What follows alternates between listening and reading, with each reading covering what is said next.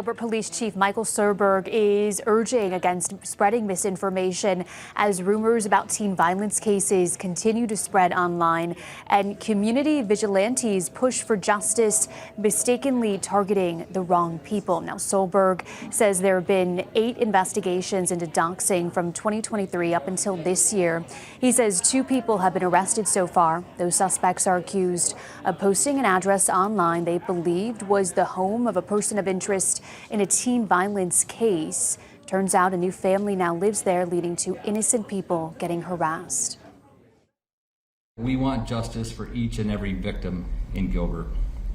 We know the community wants justice as well, but we can't have vigilante justice where citizens are publishing personal information that can and has enabled others to verbally harass innocent individuals.